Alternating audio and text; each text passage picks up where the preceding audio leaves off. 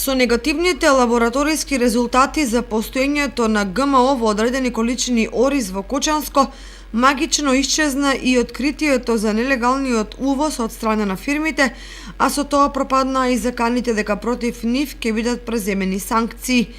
Дури и да се точни или точно пренесени резултатите на германската лабораторија во Бугарија за непостоењето ГМО, чуди зошто по автоматизам паднаа во вода нелегалноста на увозот и евентуалниот криминал. ГМО аферата уште еднаш покажа и докажа зошто ризовата култура се наоѓа во ситуација каква што е и зошто работите со децении наместо да се подобруваат сериозно стагнираат.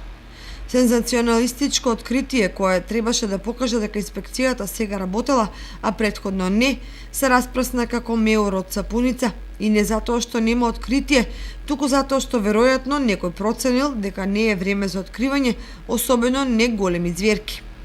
Непрецизноста во информирањето додатно ги подгрева сомневањата дека лиферуваните информации практично се наменски дозирани и дури шпекулативни. Бидејќи ако македонските лаборатории откриле ГМО во оризот, тоа значи дека го има. Друга работа што процентот може би е во рамките на дозволениот според европските стандарди кои пропишуваат до 0,9%.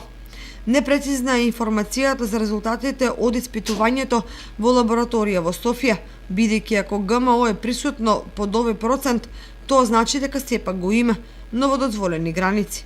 За жал, веројатно да се смири ситуацијата, некој се погрижил да каже: "Извинете, нема ГМО", сметајќи дека тоа е доволно да се стави крај на фабрикуваната афера.